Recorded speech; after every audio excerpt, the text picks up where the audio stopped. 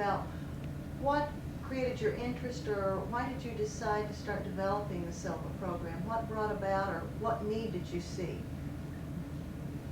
Well, Alicia, actually, the real thing happened, what really happened, you know, it was that I had no plans to do this. We just, one thing came after the other. I'm looking for something, and something else shows up, then I follow it, you know. And then later I've got my idea of what I want of it, and then something else happened to change my mind again, and keep on going the other direction. And we ended up with this, really. Originally, we didn't have a plan to say that we knew what we wanted, we were going to look for it, see. It just happened along the way. So there wasn't, what was the triggering thing that got you started with this? I've heard you mention your children. Was that the main reason? Well, when I started to study psychology and came across hypnosis, of course the kids around the neighborhood, or the mothers didn't want the kids to participate, of course. Maybe I would burn their brain or something. So I had to use my own kids, you see. And then especially with the ones that were having trouble with schoolwork. And that's what I was improving, you see. So when the neighborhood families found out that my kids were improving, then they wanted their kids trained also. Now that's how it got started, really. Okay. Then after this, when Isabel, I was working with her on age regression, and prompting questions to her, see what answers she would give me. All of a sudden, she's answering questions on questions I have not started to ask yet. I hadn't listened to ask them, but I had not started, and she's giving me the answers without me presenting the question. So what's going on here? She's getting ahead of me. I know, you know. How did she know I was going to ask that, you know? And that started happening more frequently. Is she reading my mind, you know, kind of? So that's another area of research. Then I changed my mind as to what objectives I'm looking for, and started to try and see if I could enhance that faculty for her to do better in trying to guess what I'm thinking, see? And that's the beginning of it. Okay, so it started out in education. That's right. When did it lead? I know it's expanded so much today, like talking about going into business, going into the educational system, the public. Well, Alicia, you know that we have always thought, you know, that an uncontrolled mind is always destructive. To be constructive and creative, you must control or discipline your mind, or it'll be the opposite, see? So then, your mind is a common denominator. You improve the functioning of the human mind, you improve everything where your mind applies. And everything, your mind comes first before it can be anything else. Why do you think it's expanded so much today that there are millions of people have gone through? Because people is so let's say, so unsophisticated, so simple, so down to a level of understanding that even a child can understand it. And when you teach a person something that they can really use and of value, they tell other people about it. So the word of mouth has really spread the word, and here we are now. How do they think someone that hasn't gone through this program as compared to someone that does go through, how do they think different? How do they become more successful? What do they do that's different? Well, Alicia, we found in our research, you know, because first in the study of psychology, became interested in that. When I was 30 years of age, when I went into the service, I talked to a psychiatrist, and there I got the idea of wanting to study psychology. And along the way, I came across the term hypnosis. I went after that for several years. I became a good hypnoanalyst, let's say. Age regressing, prenatal, postnatal, and so forth. On life tracks and so on, get all information that has been recorded in your brain and things like this. Then I came across the term parapsychology. I investigated this and contacted all the leaders in the field, Dr. Wright included and so on. I had several discussions with him personally about parapsychology and so on. But then again, what ultimately did it is when I came across the term electrocephalography, the electronic equipment that is used to detect and measure brain waves or brain activity. And since my field, since I was 14 years of age, I've been involved in electronics. That's a good play toy for me. I mean, I'm full circle now. Look what I got here now. So I started to read more about the human brain along the way that is done in electrocephalography. And I found that 90% of people, 9 out of 10, the way I saw it, were doing their thinking in the wrong dimension of the brain. By that I mean, everybody has more 5, 10, and 15 vibrations per second. They used to be called cycles per second. Not too long ago, they changed it to hertz per second, like in radio and television. They talk about thousands of hertz per second, kilohertz, or in television, millions of hertz per second, megahertz. Well, it's the name given to the man who discovered that the energy was pulsing, and his last name was Hertz. So they have adopted his name. So just cycles. When your brain vibrates or pulses like your heart beats. What's your brain per second and your heart per minute?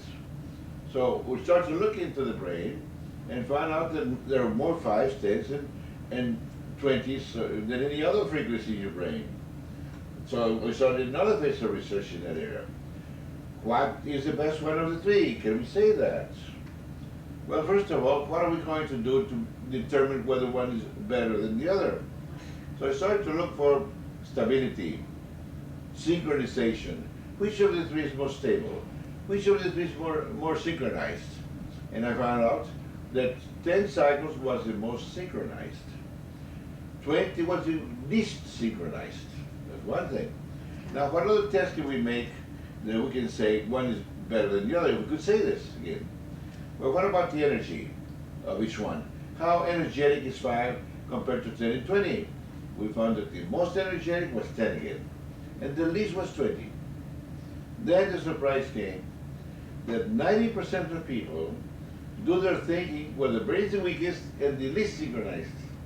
And only 10% does their thinking when the brain is functioning on 10 or the most energetic and synchronized frequency. Then looking into the lives of people, what have they done in their lives? We found that the ones who were thinking on 10 were the healthiest individuals, very spiritual, they believe more in God, you know, they want to go to church. Not only this, but healthiest because these people did not get sick with psychosomatic health problems. And as medical science knows that more than 90% of all health problems are rooted in what they call the psychosomatic phenomenon. Well, so they were not contracting psychosomatic problems. Not only this, they were more intuitive. And because of intuition, they didn't get into accidents. Seldom do they get into accidents. Intuition keeps you from getting into accidents, so it seems. And then again, intuition also helps them to be more times right than wrong. You see, and being more times right than wrong means more successful in life, because you don't make so many mistakes. They're the lucky people, they say, because they're always successful in almost everything they do. Now, on the contrary, the other individuals who do their thinking on 20 were just the opposite of this. Not as religious, not as spiritual. They contracted the psychosomatic health problems of all sorts. They were not intuitive enough, they were getting into more accidents than the other individuals. And of course, they were more times wrong than right, and that means bad luck. Now, we started to notice the differences. Now, the next thing was, what are we going to do then to help a person who does their thinking on 20 to start thinking on 10? Now, that's where the whole research came into, as the training goes. Okay, so you researched, first of all, the brainwave frequencies, then you researched the successful people. Right. And found out the ones that were doing well did their thinking on 10. Do we know at this point what all abilities we have as a human being from that level, from the alpha frequency, if we learn how to think, problem solve? Do we have any idea what all we can do at that level? You improve your mind so much, Alicia, because notice all the information that you perceive with your biological senses is not only impressed on your left brain hemisphere, but it's transferred to the right one. So it seems. Okay. Now, all information received with your mental sensing faculty, because each brain hemisphere has its own set of senses. Of course, the left one, biological senses, so-called physical senses, and the right one, mental senses. senses of the mind. So we say the left brain hemisphere functions in the world of the body, physics, and the right one in the world of the mind dimension. So all information perceived with your mental sensing faculties is impressed on the right brain hemisphere, but not transferred to the left. For the average person? That's just right. Okay. For, well, 90% of people anyway. Okay. So all information that you perceive physically is the only one you can grasp and do something with it in problem solving if you're thinking with the left brain hemisphere. But when you think with the right one, you have more of the information that you can also use to solve more problems with. Not only the information you press on the left, but also the information you press on the right. See? So you have twice as much, or maybe many more times, more information when thinking with the right brain hemisphere at 10 cycles than when you do with the left one on 20. So how would this relate like when psychologists talk about the difference in the conscious, subconscious level of functioning? Well, for 90% of people who only use the left brain hemisphere to think with. Now, remember that some people get confused sometimes because they know that the right brain hemisphere governs the left side of the body, Right. and the left brain hemisphere the right side of the body. We're talking about physics now, about nervous systems and so on. We're not talking about the way we think, Right. with what we think with. So if thinking with the left is one thing, thinking with the right is another thing. Okay? Okay. So people who think with the left, we mentioned the abilities and so forth, and they're thinking on 20 vibrations, and the ones that are thinking with the right are thinking at 10 cycles, the right brain hemisphere. And we say that these people are the geniuses. We have found that all successful people that we have investigated, and I mean, Alicia, successful on their own right, not because they received inheritance from the parents or somebody else did it for them, and you send them the plates, silver plates, you know, that they did it themselves, fundamentally. We found that these people were called geniuses. And we think that a genius is one who uses both brain hemispheres to think with, depending on the needs. Okay. So is using both, you're saying in a balanced way, not one over the other, but in a balanced way. And then with the subconscious, is that what psychologists have traditionally called functioning from the alpha theta level? Well, notice that you mentioned what is the conscious, subconscious and so on.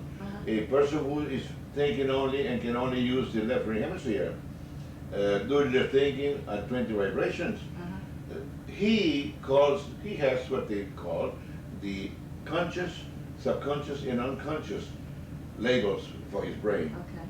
But the person who learns to use the right brain hemisphere to think with and functions there with full awareness, that person, that dimension is not the subconscious anymore, it's inner conscious. So thinking with the left brain hemisphere, 20 vibrations, outer conscious. Thinking with the right one, right brain hemisphere, 10 cycles, inner conscious. And then comes the subconscious. Okay. So there's no subconscious for the individual who can, with awareness, can use both brain hemispheres. So we'll do away with that concept. Well, you know, it's difficult, or let's say, contradictory to say that the person is functioning consciously and subconscious. It's either one or the other. So then that has converted into inner conscious. Okay. So aware of the inner conscious with the outer conscious also. Right. Instead of it being below. The our threshold awareness. of consciousness, yes. Yes. What, like if a person got involved in the Silva program, what would be the benefits? What would be, what would I gain if I went through to be more successful as a person? I hear you saying taking control of the right hemisphere. What would be the other benefits for a person if they decided? But where do you want to go? In education? I mean, It's so broad? you have more energy at that level to make stronger impressions of information on your neurons, your brain cells. So the stronger you impress them, the longer the information will last, and the easier for reading. The recallability will improve his memory. Okay, so memory. That area in education, for instance.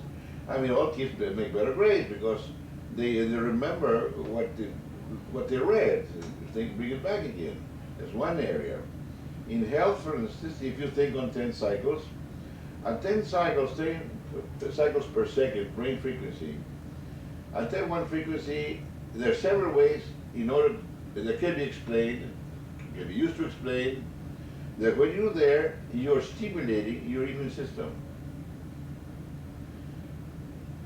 some scientists are saying there's energy in space.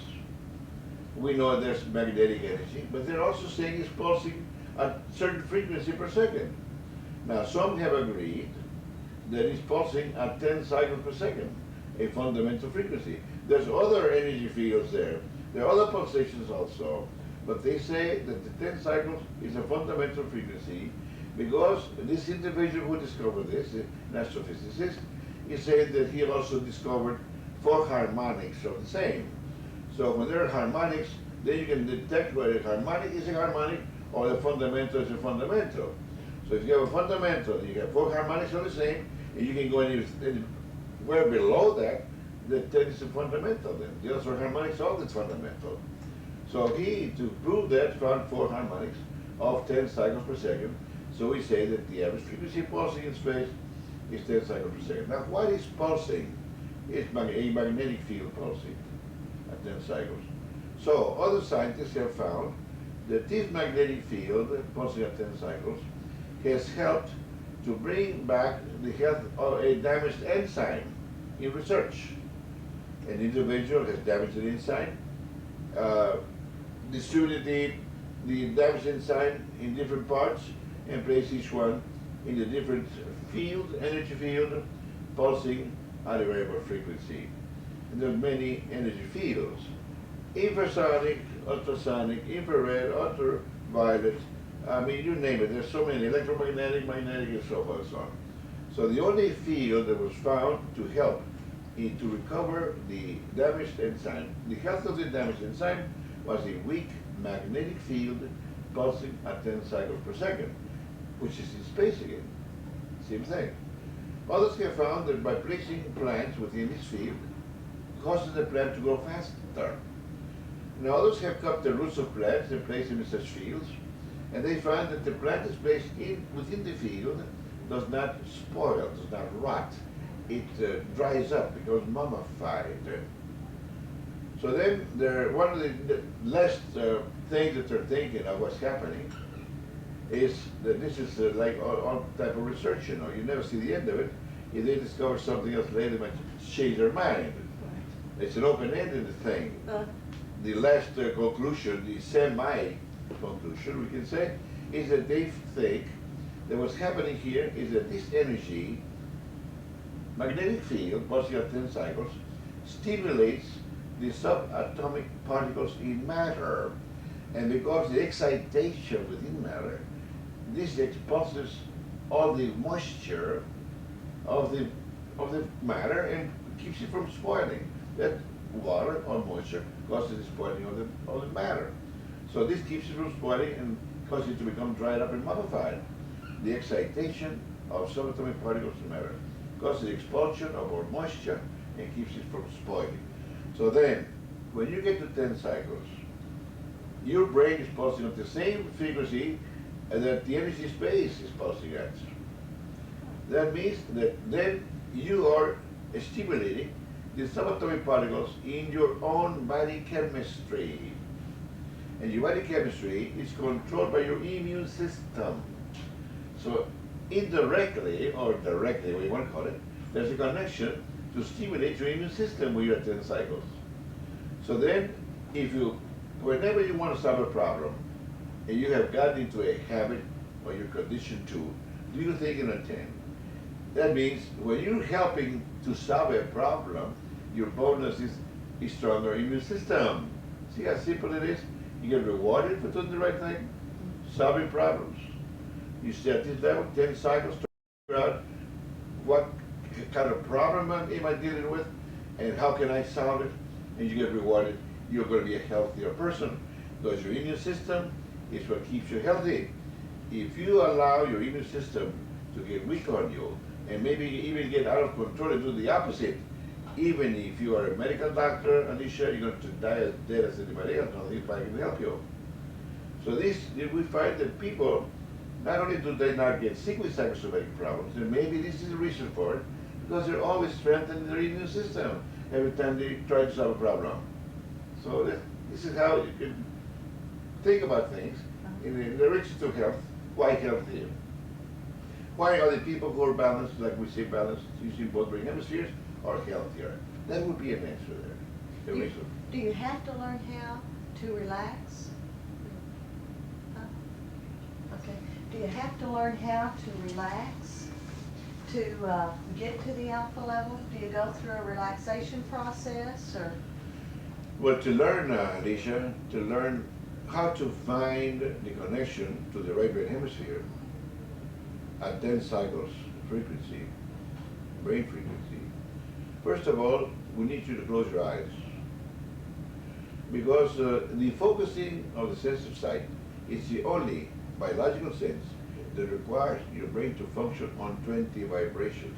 That's strictly left brain function, when you're focusing. Now, the focusing requires your brain to be on 20 vibrations. So, close your eyes so we can change the frequency of your brain, or else you get stuck on 20 if you keep on focusing. You're not going to go anywhere. Now, when you focus, you release your brain to function at any frequency. With your eyes closed, you can be anywhere. You can be awake or you can be deep asleep with your eyes closed, or somewhere in between. Now, we're looking for the somewhere in between here. Because when you go to sleep, you go from the normal, average, high brain frequency to the lowest. And then you keep on cycling back and forth, what they call the sleep and dream cycles. They take about an hour and a half long per cycle. So the first 90 minutes you spend it more than 50% of it in the deepest level of the brain. That scientists call the delta region. Well, these letters selected from the Greek alphabet were selected and used when the brain frequencies were discovered, in the order of discovery, not in the order of brain evolution, see? So they're all messed up, meaning they're not in the ABC order in relation to the brain evolving beings. It just happened that when they discovered it, they labeled these frequencies. So naturally, when they discovered the first one, the equipment to measure brain or detect brain waves was very crude, not sophisticated enough. Naturally, the one that detected was the strongest, of course, had to be alpha. See? So this is the order, alpha, then beta came along and so on. So we have 4 labels that we have placed, or scientists have placed in the brain. Delta, the lowest frequency, theta, a little higher, alpha, a little higher, and beta, the highest, average. Okay? Okay. So in the program, if someone went through, the beginning goal is to learn how to get to the alpha level consciously aware. First of all, close your eyes, then start to relax anything that disturbs you, that interferes with your relaxing. Because we need to have the body completely relaxed in order to slow down the brain frequencies. And the first thing we need to relax is the mind. When you relax your mind, the body relaxes along with it, whether you want to or not. You cannot have an active body with a relaxed mind, but you can have an active mind with a relaxed body. That's the opposite. So once you relax your mind, you relax both of them automatically. So we know we need to relax the mind so that the body will relax also. Now when this happens, then the brain starts going down in frequency, like when you go to sleep, you know. Because that's what happens when you go to sleep. You relax completely your mind, you relax completely your body, and you go into deep slumber to begin with the first sleep and dream cycle. That is called the deep slumber, deep asleep, you know. So they start cycling back and forth until you wake up in the morning. But then again, we want to stop somewhere in between. Yeah, okay. Now, yogis and Zen masters and all the others before us, they thought that the deepest was the best. And it was theta, not delta. You cannot enter delta except through normal physiologic sleep. If you're hit over the head and knocked out, you end in theta, not in delta. When you're given anesthesia, your brain goes to theta, not delta again, and so on. So you only enter delta through normal, natural physiologic sleep. Okay? Like a special door that requires a special combination to enter it, like a safe, you know. And the combination is what happens at delta, so the door will open automatically. If you're not, your brain is not delta frequency, you will not open the door. See? So you remain in theta, because it's not a normal thing to be knocked out, you know, unconscious or whatever. You cannot go beyond theta when you're knocked out or unconscious. So this is the brain frequency cycles.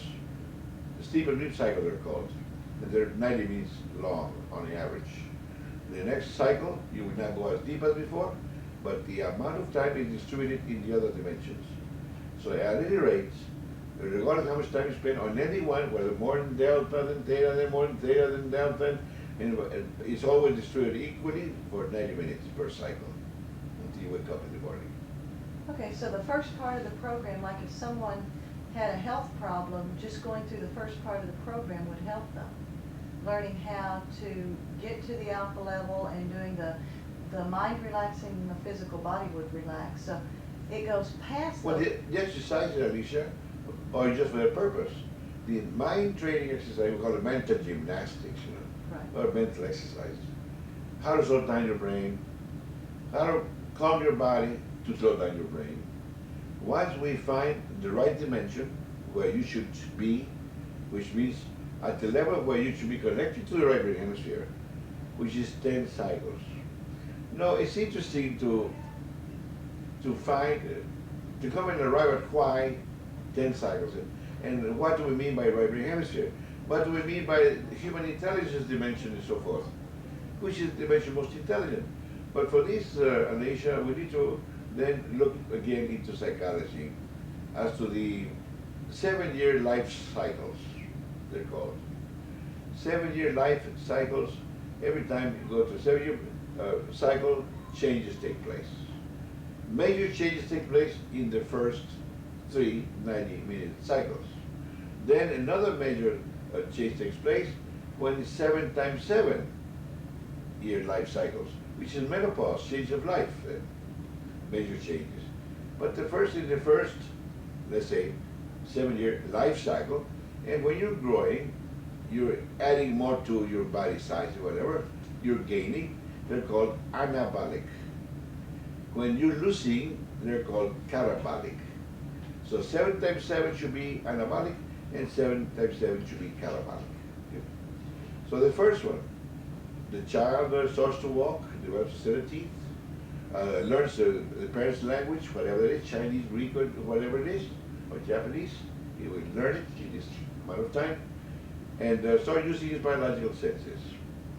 But the mind is functioning only inductively, like animals' minds function. They learn by repetition, through conditioning, okay? Environmental conditioning. They don't have intelligence to be able to analyze anything. The analytical faculties are not there yet. So I continue to ask why. You explain something to them, you continue, why? They didn't say why. Yeah. They didn't make sense to them. Making sense means using your analytical faculties, human intelligence, that's what that is. So this is for the first 7-year anabolic life cycle. Now the second one, in this first 7-year life cycle, the brain averages brain frequency within the delta and the theta, average brain frequency, when their eyes are closed. The eyes are open, it'll be focusing, they're focusing, they're on 20. See? Even the child is. So second 7-year life cycle. The male changes his voice to a mature adult sounding voice, and the female goes into her monthly rhythm. That's when they go through 7 to 14 years of life. Second 7-year anabolic life cycle. Now the mind starts functioning deductively. Analytical faculties come on the scene to analyze problems. Now they know why fire burns. Of course, they know why fire burns. They knew that it burns, but why it burns, whatever. So now the analytical comes in, but you see, then we're going to what is the alpha range, between 7 and 14 is the alpha range of brain frequency. Now when human intelligence comes on the scene, that's the connection to the right brain hemisphere. The right brain hemisphere seems to have a connection to where we came from, whatever that is, and where we go back to, whenever we leave this planet. So we get information from wherever that connection is. We got it the other side, where we came from. And the other side is what we call it subjective or spiritual. Immaterial, non-physical, intangible, all kinds of names. That means we don't know what's going on over there, period. We cannot use our biological senses in that dimension. But surely enough, we know we came from somewhere, and we go back to that somewhere again when we leave the planet. This is a very short stay on this planet.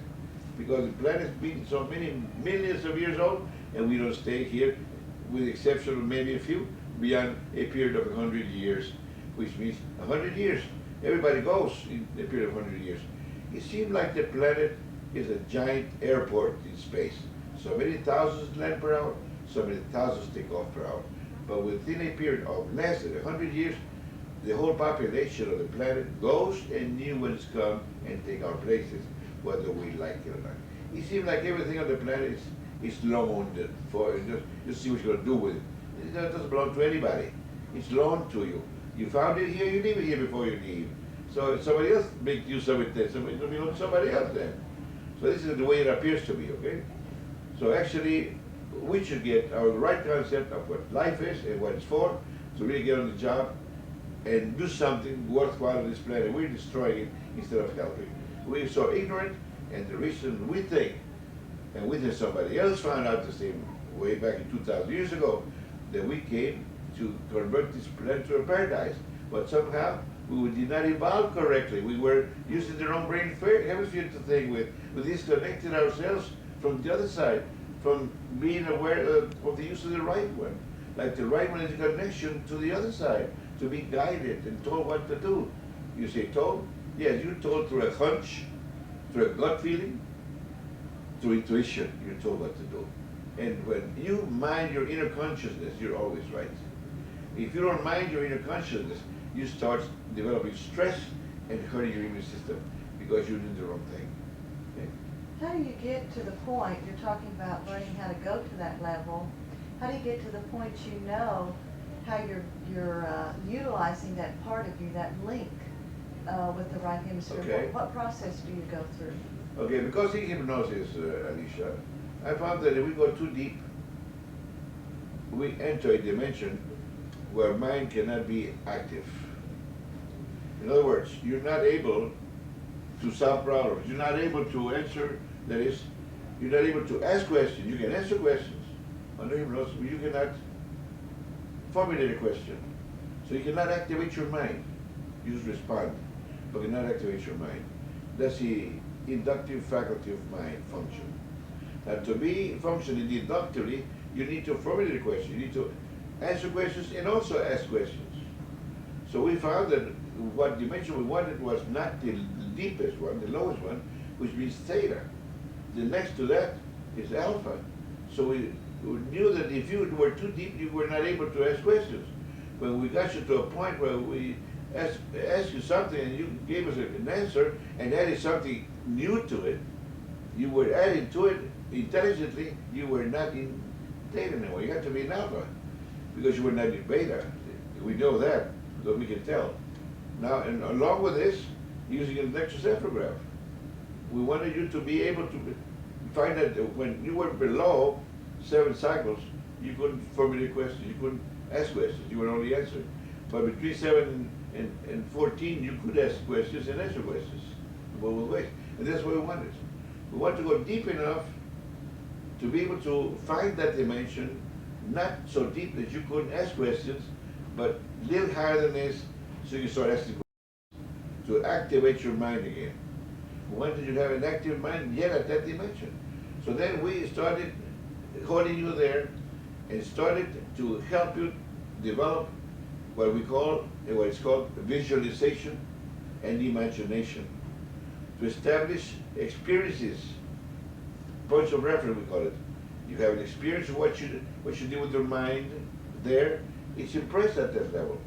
We want you to go to the same level, we remind you, why did you do what you did, and in going back and thinking about it, we'll take you to the same place where it happened. See? So we started impressing information that we could always repeat and get you back to where you were, and continue using that dimension to develop more flexibility in functioning in that dimension. So we started to tell you what visualization was, and what to do about it, what imagination was, and what to do about it, and give you exercises to enhance, strengthen that faculty to visualize and the faculty to imagine, while at that dimension, to lock it in, make sure you will never forget and to function there ever again. That's how we get started. In the beginning of the program, what is that? Is that mainly so you find that level? like, I know the program's 4 days. Are the first 2 days to predominantly find that level, or is it to start actually doing problem solving? Well, we have 4 segments in our work, and the first 2 segments are to find that level. Okay. And while we're finding it, we know that some things can be, some problems can be resolved with just a few exercises.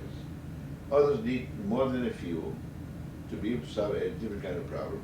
And some need more than this, a deep level of mind to be able to solve other kinds of problems. And we're talking about such as like trying to wake up at the right time, or waking up when you want to without an alarm clock, or for instance, programming so that pain goes away, you don't have any more pain, either headaches or any pain in the body. And to be able to do away with insomnia, if you have insomnia, things like this, you see, can be done within the first 2 segments. Now, this is the foundation for the 3rd and 4th segments. So now we're functioning with everything we know using the left hemisphere. But then again, we're deepening so to be able to find a connection to the right one.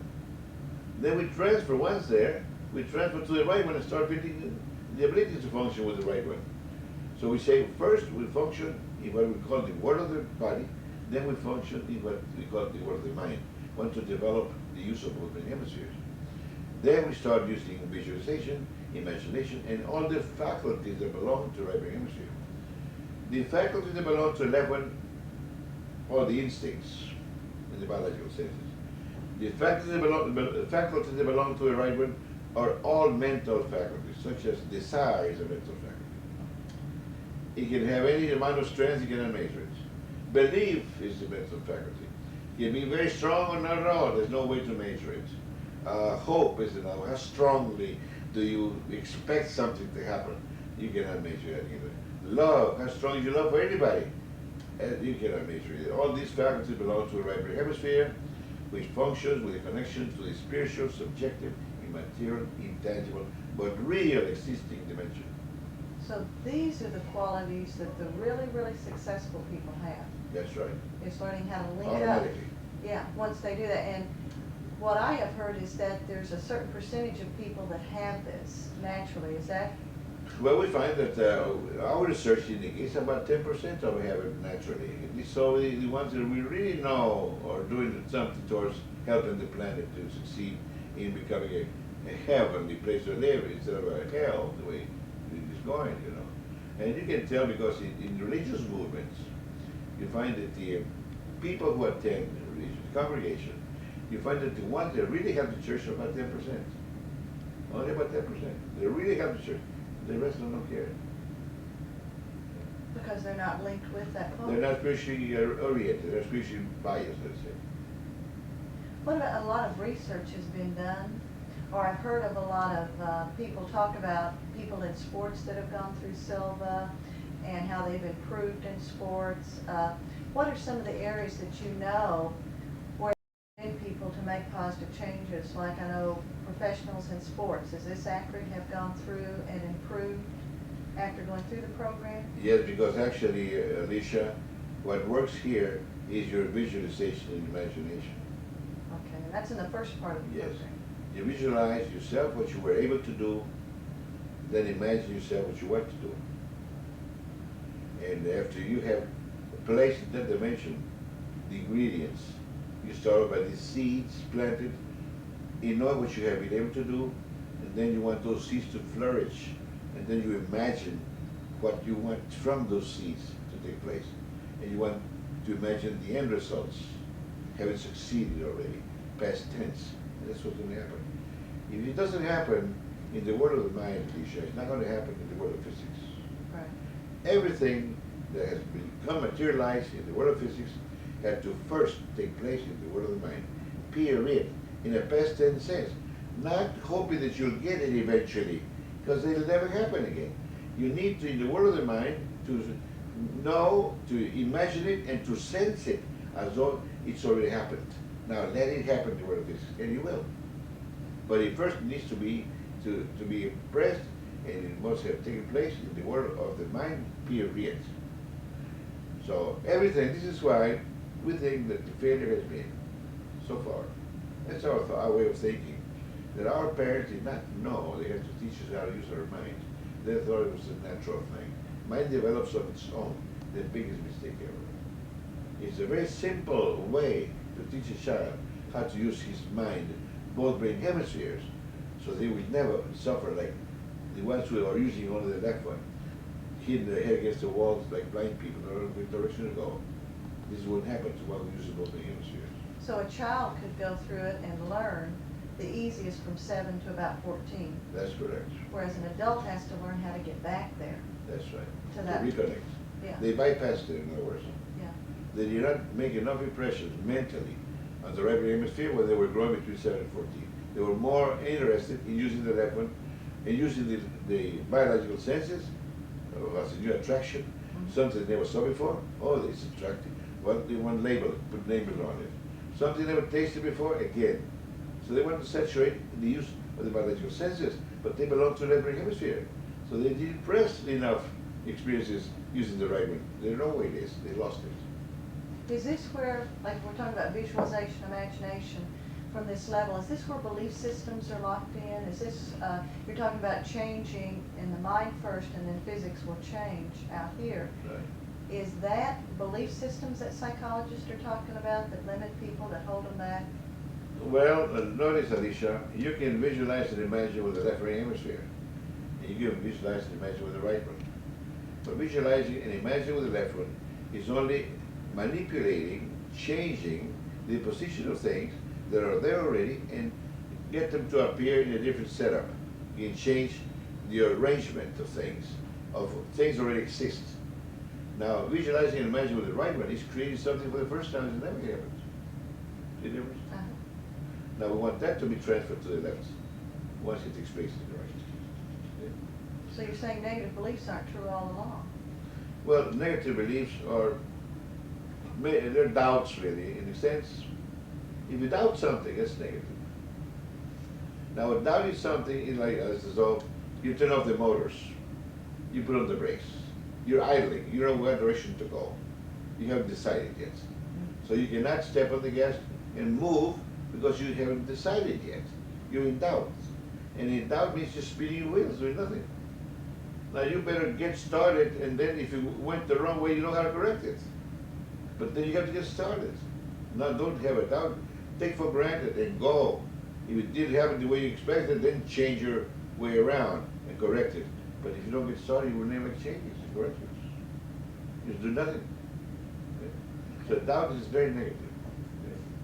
Okay, so we're talking about self-confidence. If someone doesn't, they think they can't do something, would you label that as a belief system, or? Well, they have doubt in themselves, in the abilities, their faculties. That's a doubt again. So it's more doubts, what you're talking. They put the brakes on, they're not moving anywhere. Because they don't know what direction to go, or when to go. Doubt. So that is limiting, of course it's limiting. Okay. With your corporation, would you explain briefly where you've come and why you think your company is expanding and getting so large now as far as reaching out to people? I know you said referrals. What do you see that Silva's fulfilling as a need for our planet, for our country? Well, Alicia, if you get to, let's say, deep thinking, we say the real, truthful, you know what the real reality and truthful truth is, really, everybody's looking for it. Yeah. It's nothing more but that you can use to solve problems with. And that's what this is. So if you solve a problem, that's the truth, that's reality. If you think you've got the truth and reality, but when applied, you not solve a problem, you don't have the real truth.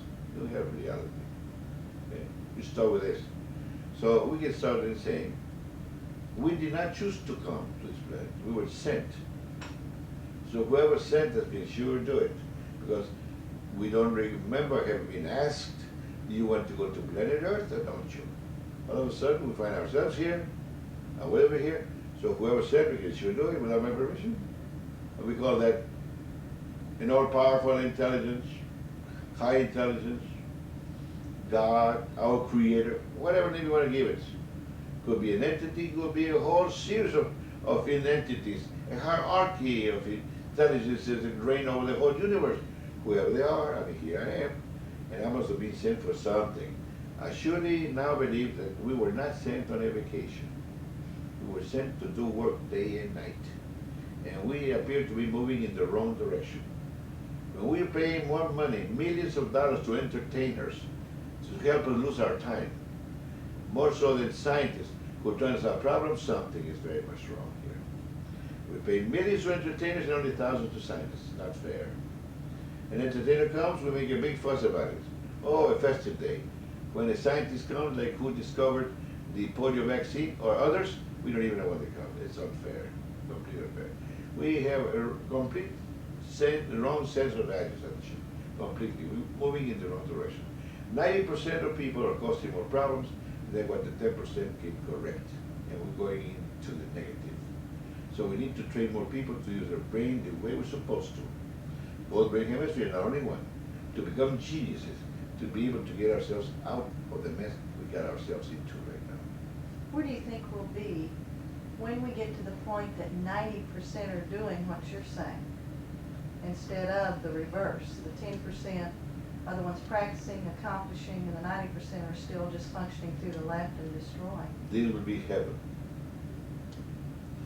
We should convert a grain of sand into a paradise.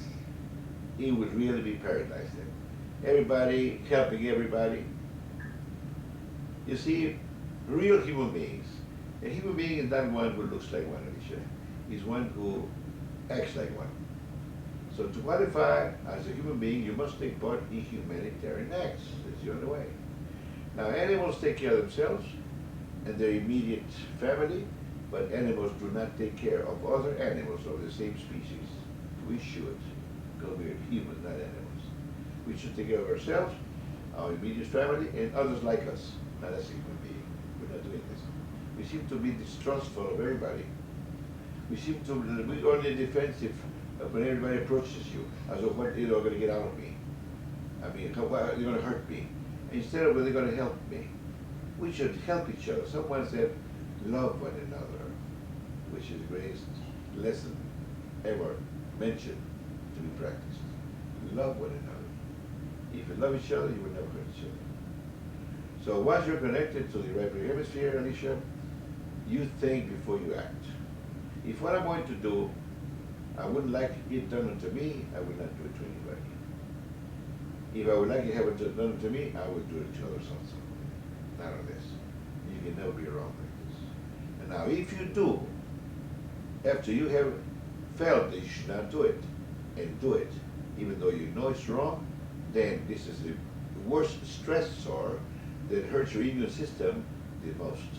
Before you're going to be eliminated from this planet on your own, because of your own doings. So more guilt, is that what you're saying? Guilt complex is what it is. It's stressor number one. The strongest of all that hurts your immune system the most.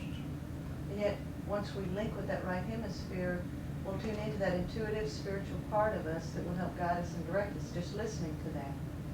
By you staying there, you're strengthening your immune system.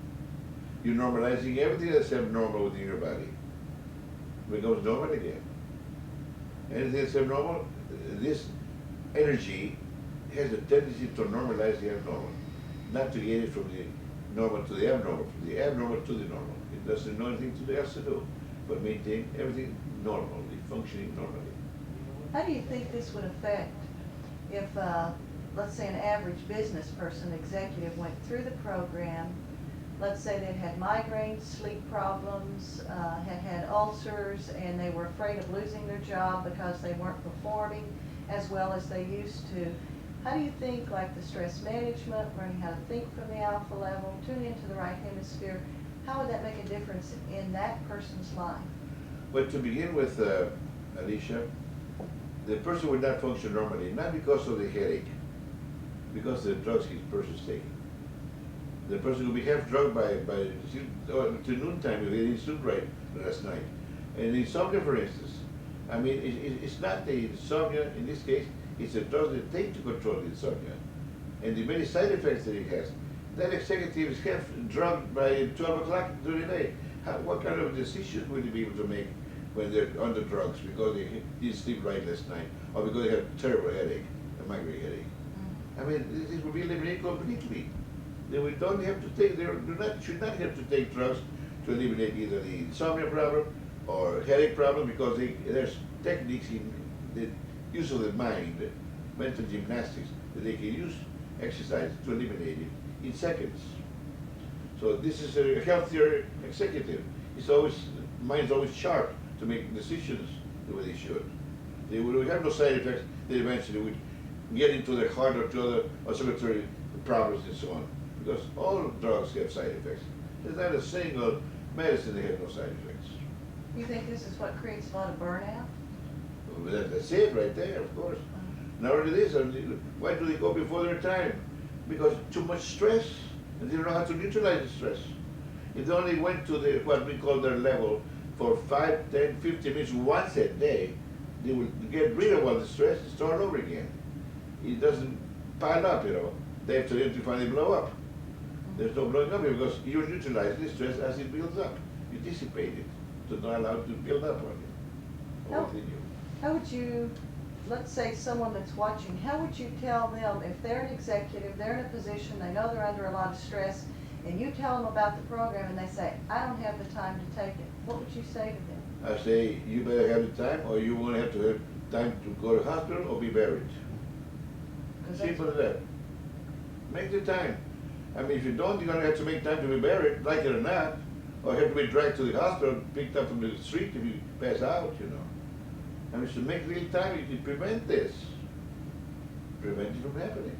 What do you think it's going to take to get the 90% through this program? More people to come to the program, and the word of mouth, that these people tell their friends, tell others. It's about the only way it's going to happen, because people don't believe that this is as valuable as it is. To give you an idea, Alicia, we guarantee, Alicia, to medical doctors, that's what I want to say, may sound way out, because it is way out, and only doctors who are taking out training know that I'm telling the truth right now, or they will say I'm a liar. And you reckon why we have grown, and we've trained thousands of doctors now in 17 nations, more than 10 million people are practicing our techniques. So I'm not a liar then. I've proven that this is true. We guarantee any doctor, medical doctor, to be able to diagnose their patients at a distance without seeing them or talking to them, and be correct in their diagnosis, or we money after they get through with our treatment. How's that? We haven't got one single medical doctor ask for some money for his money back. Now you doctors are out there, know that I'm telling the truth.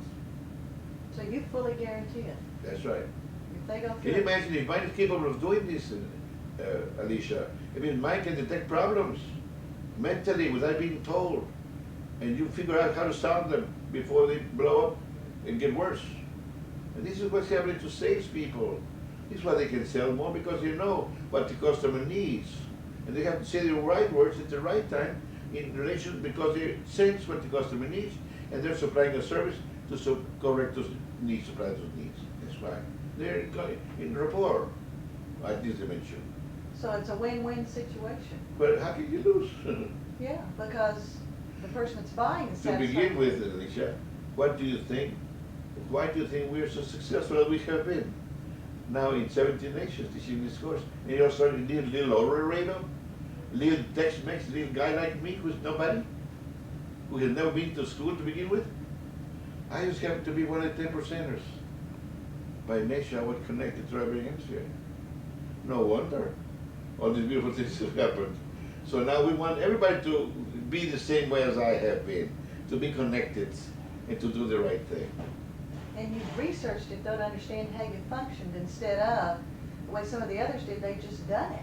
That's right. Well, the thing was, it was just a lucky coincidence. And you know, coincidence is a nice term that we respect very much, Alicia.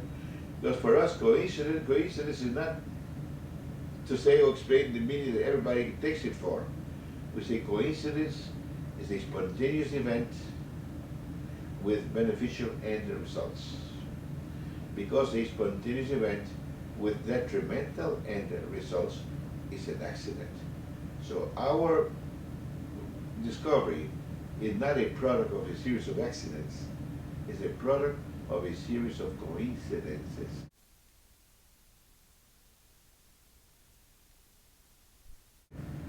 You cannot live one more single day without suffering that this training can help you